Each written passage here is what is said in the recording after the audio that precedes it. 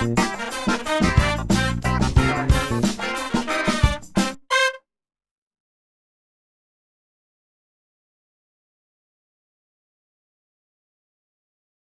Harajuku district possesses one of Japan's most famous streets of fashion. It became a center for fashion and youth culture after the Second World War. People from all over Japan came to Harajuku in hopes of catching a glimpse of the Olympians. Nowadays, it's a center of youth culture where you can find various styles like Decora, Goth Lolita, Cyberpunk, and Mori Girl. Harajuku is one of Japan's most famous streets of fashion. It's packed with boutiques and malls. People from all over the world come to shop here and find out the newest trends. Moshi moshi! Harajuku Takeshitatori.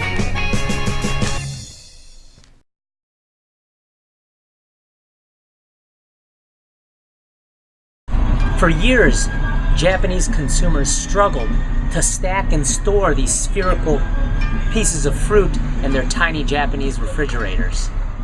So Japan is not only the birthplace of Sawao Kato, Takashi Ono, Mariko Suge, Rie Tanaka, Koko Surumi, and Kohei Uchimura.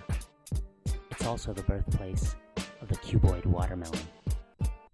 Think about it. The price of watermelons in Japan makes them a bit of a luxury. You can expect to pay more for a cuboid watermelon when compared to those molded by Mother Nature. In Tokyo or Osaka, a regular watermelon can cost over $35, while a cuboid watermelon can cost in excess of $100. But for some Japanese, it's a small price to pay. Due to the cost of this fruit, one will want to preserve it in a refrigerator, and the shape fits perfectly inside a Japanese fridge. Open the door of your refrigerator and it won't roll away. Japan is world-renowned for its culture of innovation, and Japanese farmers are no exception.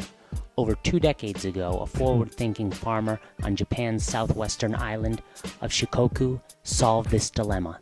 While the watermelon is still a baby fruit on the vine, it can be placed into a transparent tempered glass or acrylic cuboid container, and as the fruit matures, it assumes the shape of its clear boundaries.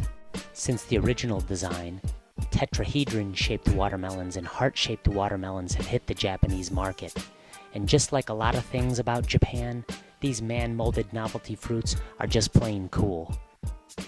Much like human beings, it doesn't matter much what's on the outside, rather what's on the inside that counts.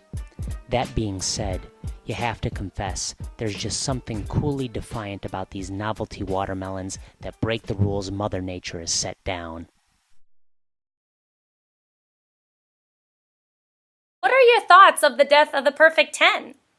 Oh man. Well, I think that was difficult. I was actually watching 87 Worlds the other night though, and I see why they got rid of the Perfect 10, because like Aurelia Dobre did her beam routine, took 2 steps on the dismount and they threw a 10. And I mean, all the gymnasts used to have this ugly pre-flight on the vault, and they'd stick it and they'd get a 10. So there were so many 10s, and it was clearly abused. So I see why they got rid of it, but as a gymnastics fan, I certainly don't like it. And I on behalf of the general public, it is very difficult to follow a sport that we were so enthused about for 50, 60, 70 years. Nadia scored a 10. And then suddenly they're like, oh, 16, 17, and the crowd, there's such a disconnect between, like even now, if they did like a gymnastics commercial, they would do 10. I mean, you need to have a sport that the general public can understand. So, No, but I miss the Perfect 10. Do you miss the Perfect 10? What do you think about the Perfect 10? I really miss it. It was something that the general public could all identify with. We all knew that a 10 was excellent. That we could judge a routine by. Now, what is perfect? It's an open-ended code of points. You know, what can we say is perfect? A 10 is very bad now. And so college scoring system works. It's still very popular. So I feel that, you know what, somehow we need to revive it. Nowadays, all sports are looking to become more appealing. And we know that gymnastics has lost a little bit of its enthusiasts. But, you know, the diehards will always be around.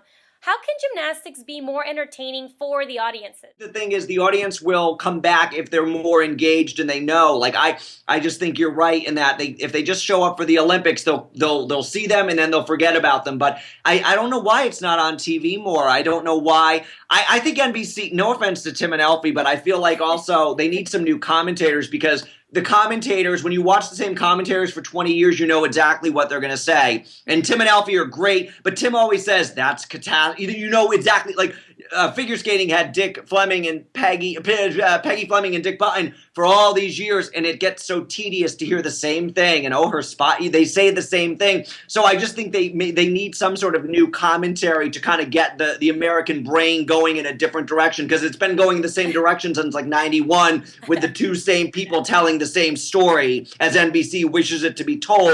So that's why it's nice that Universal Sports does some coverage and they have some different voices, but they definitely need some different voices and different opinions. And I do think following the camp and showing even training videos on Universal Sports and getting people interested year round, I think they should make the gymnasts tweet the way they make American Idol contestants tweet, like give them an official USGA in their last name. And so then I just think and find the gymnasts easily online, have a destination place where it's easy to see their YouTube, their fan Facebook, their fan Twitter, and stay up to date with them year round. So I think they really need to utilize this online social media platform the way American Idol and all these other, places are doing to get the interest going, because you can't ignore it that it's there. And that's where we all are. We're hanging out on Twitter all day. So engage us with the gymnastics and the commentary and keep us up to date with your training, kind of insist that a little more. I think that'd be good. I am a big believer in YouTube, and you've done an excellent job at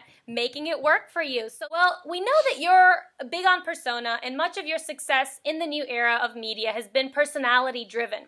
Which gymnast had or have the personality to really connect with the audience, and why? Oh my God. Well, I mean, my first image in my head is Mary Lou Retton waving to the crowd. And I watch that now especially, and I think, how at 16 years old did this girl, but again, it's that bubbly personality that you really can't teach. You either have it or you don't. I mean, some girls come a little farther, but Mary Lou Retton was just so warm, and she invited us into her heart. So I just feel like that's the thing. It's kind of like, when you see a girl and she's very stoic and then she gets off, I just feel like Mary Lou Retton felt like a star. Christy Phillips, when I was like 14, I'm like, that girl, she warms it, like she was waving like a lunatic, and I'm like, I feel connected to her because she's warming to me. I think you were like that. I think of most of the 96 team, I think Dominique Dawes she seemed like a star. I mean, she seemed like a star. She had that personality. I think Alicia has that quality because she looks so confident. So when Alicia's out there, I'm like, damn, she's confident. Like even doing her floor routine like 4 years ago, I remember seeing that look on her face and being like, that, I like her.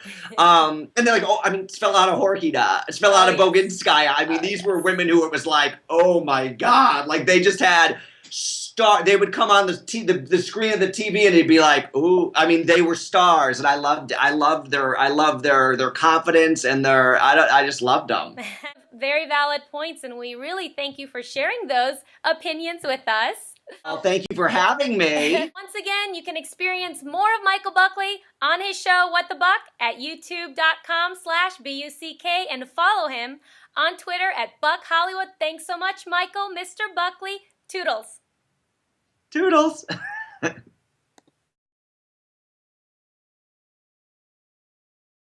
When Alicia Sacramone tore her Achilles tendon here in Tokyo, once again it became readily apparent that heel cord ruptures are a pandemic in our sport. One mustn't go far to see the frequency of this injury.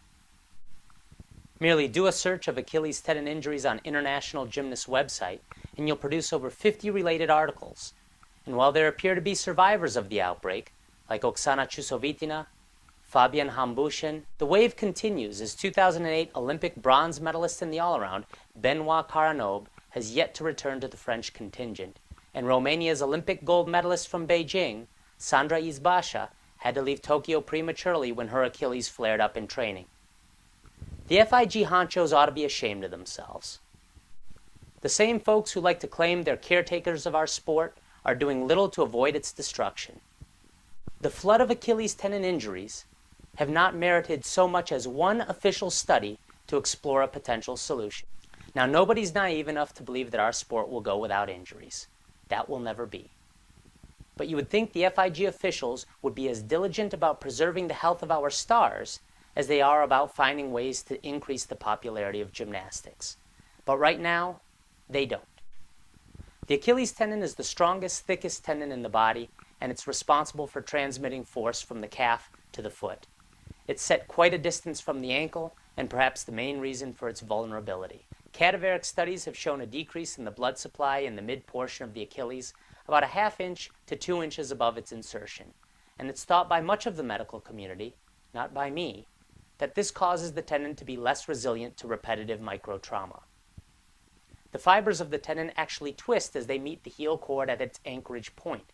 So possibly the tendon undergoes a ringing effect, like wringing out a wet towel, when it's loaded and may result in a fraying mechanism to the ruptures. Researchers have placed probes in the kangaroo's Achilles tendons and realized the temperature goes up when the tendon is stretched. So maybe ruptures are caused by an internal friction between the collagen fibers that cause heat and rupture. This isn't proven yet, but it's an attractive theory. My current belief has to do with an imbalance in the collagen to water ratio in the Achilles, similar to what's found in other tendons that rupture within the ankle and foot. But maybe part of the solution is the Weller spring. When the vaulting table was introduced, I supported it. It seemed to make intuitive sense to reduce injuries. But to date, we don't have any data to prove that. On the other hand, the Weller variable pitch spring has evidence to back up its claims. Now, I'm not a consultant or a medical advisor for any equipment company. I'm simply here to bring something into light. And the Weller floor spring has shown through research to reduce vibrations in duration and intensity, all the while increasing impact. Now, I'm not innocent enough to believe that data can't be skewed, but we certainly need to start somewhere. So my suggestion is to set politics aside and get the equipment companies to disclose more research on the testing of their products so we as a community can decide what's best to preserve our most prized possessions, our athletes. Perhaps we need to rethink the exclusive equipment supplier status we've grown accustomed to really see what's best for our sport. As a community, we need to sit down at the table of consequence. From understanding can come change, not only for Achilles tendon injuries, but in how we approach gymnastics safety. It's time to revisit common sense. We are judged by what we finish, not what we start. So I challenge the FIG to finish the research started over a decade ago. Unless we address this sport's injury du jour, gymnastics is certain to suffer the mortal wound of its own Achilles heel. Log on to International Gymnast Online And tell us what you think.